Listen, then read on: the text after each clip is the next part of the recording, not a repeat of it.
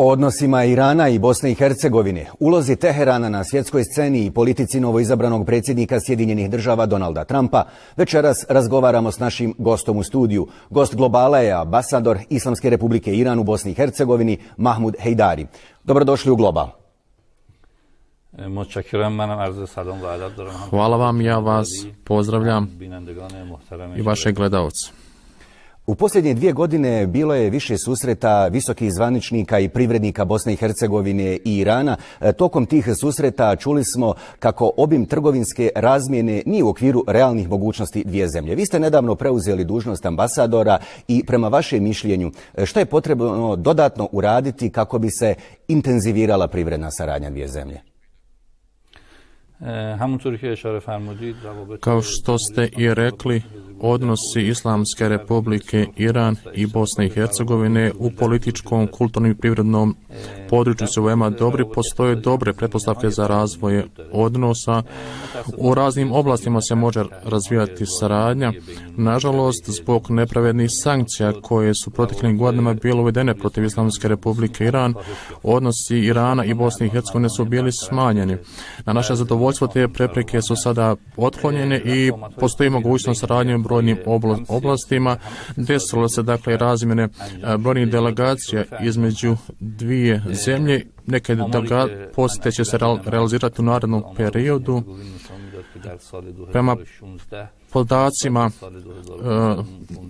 prema statistici, odnosi dvije zemlje, Islamske Republike Iran i Bosne i Hercegovine, su u protekloj godini imali određeni razvoj, iako to još nije na zadovoljavajući nivou, ali govori da se desio dobar početak.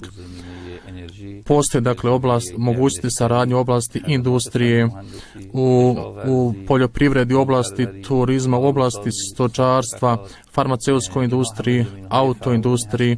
Dakle, sve su to brojna područja u kojoj privrednici dvije zemlje mogu sarađivati. Nakon što su ukinute sankcije Irana, Iran se vratio na svjetska tržišta nakon godina izolacije, kao što i sami kažete, što je gušilo naravno ekonomiju. Koliko je Iran iskoristio ovo posljednje vrijeme za privlačenje investicija iz svijeta kao i za investiranje? Iran je jedna zemlja sa brojnim atrakcijama, zemlja sa 80 milijuna stanovnika, zemlja koja graniči kako na kopnu, tako i na moru sa brojnim zemljama. Ima 17. ekonomiju u svijetu i veoma je dakle zanimljiva za brojne države u svijetu.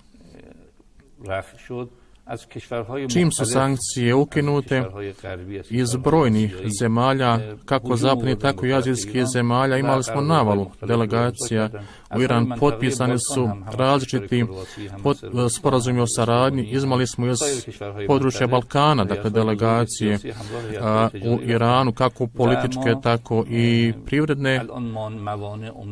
Tako da su sada te prepreke uglavnom otklonjene, dakle prepreke kada se u pitanju saradnju, i mi smatramo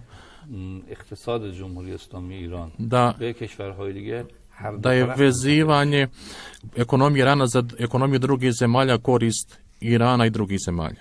Ipak, novoizabrani predsjednik Sjedinjenih Država Donald Trump najavio je jednu agresivniju politiku prema Iranu, već je uveo dodatne sankcije Teheranu nakon probe balističke rakete.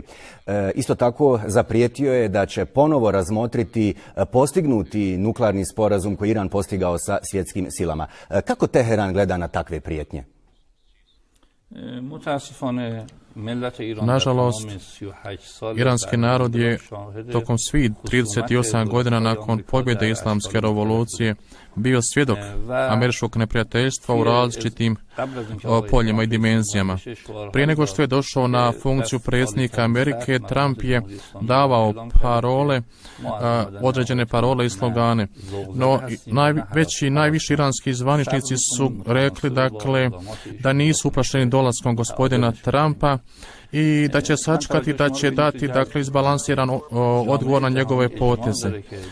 Svjetska zajednica ima konsenzus da je Islamska Republika Iran ispunila sve svoje obaveze proistekle iz nuklearnog sporazuma, tako da i druga strana treba da ispuni svoje obaveze. Ako druga strana želi da izbjegne ispunjavanje svojih obaveza, sigurno da će u tom slučaju Islamska republika Iran dati odgovarajuću reakciju. To što je gospodin Trump rekao da će nuklearni sporazum tekst njegov isparati ili nešto drugo, u svakom slučaju njegovi potezi će naići na odgovarajuću reakciju.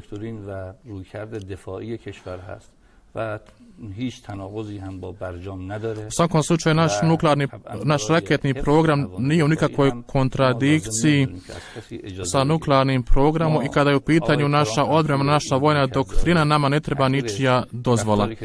A posljednje ponašanje, potezi gospodina Trumpa su pokazali, su doprinijeli da svi Iranci, dakle svi ljudi u Iranu, dakle postignu određeno jedinstvo, a i ti njegovi potezi su također unutar same Amerike naišli na negativne reakcije. I mi se nadamo da će te negativne reakcije njega natjerati da revidira svoje stavove, svoje ponašanje, i da to bude u sklopu sa interesima svih ljudi u svijetu. A utjecaj sionističkih, i da se nadamo da će utjecaj sionističkih struja i radikalnih struja u američkoj politici biti smanjen. Donald Trump donio je i odluku o zabrani ulaska Iranaca kao i državljana još 6 dominantno muslimanskih zemalja. Tokom vikenda ipak vidjeli smo da je američki savezni sudija blokirao tu zabranu. Međutim, kako su Iranci doživjeli tu Trumpovu odluku i koje korake je poduzela iranska vlada kao i ambasade i konzulati širom svijeta?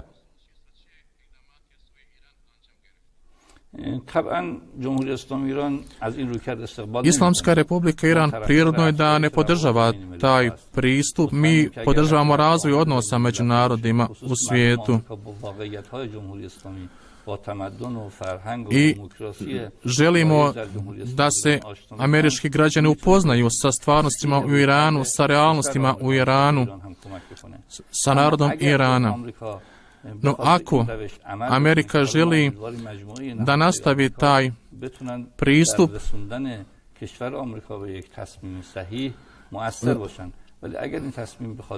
i ako dakle bude željela da tu odluku svoju realizira, sigurno to u ovom slučaju da će Islamska republika Iran pružiti recipročnu reakciju.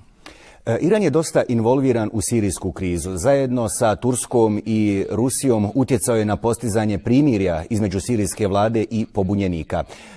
Kako Iran gleda na zaživljavanje ovog primirja i uopšte na postizanje mira u Siriji i na koji način Iran će nastaviti borbu protiv ISIL-a u Siriji?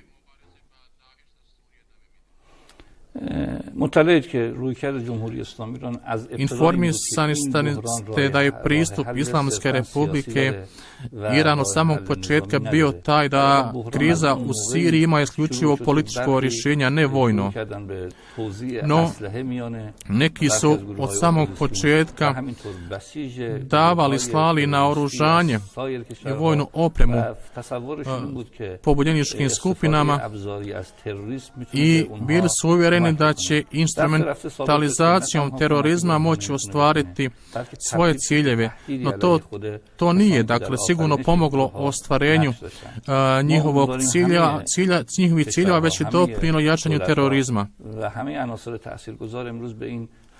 Sve države u svijetu, nadamo se da su sve države u svijetu, sve strane danas shvatile da terorizam ne može biti sredstvo za ostvarenje ničijih ciljeva danas u svijetu.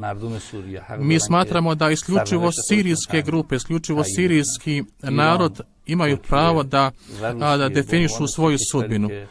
Iran, Turska i Rusija kao tri utjecajne zemlje u regionu mogu odigrati ulogu da pruže pomoć u ostvarenju, u postizanju dogovora sirijskih grupa oko sudbine ove zemlje. Dakle, smatramo isključivo te grupe i narod Sirije imaju pravo da odlučuju o svojoj sudbini.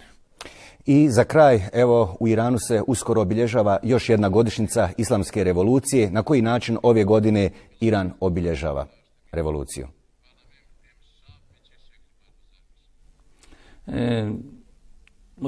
جمهوری اسلامی در حقیقت انقلاب اسلامی ایران دستاوردهای متعددی برای ملت ایران داشته. Islamska revolucija imala velike rezultate i dostignuća za iranski narod, očuvanje cjelovitosti zemlje, demokracije, vjerska demokracija, kao i razvoj privrede, kao i postignuća u oblasti tehnologije i u drugim oblastima.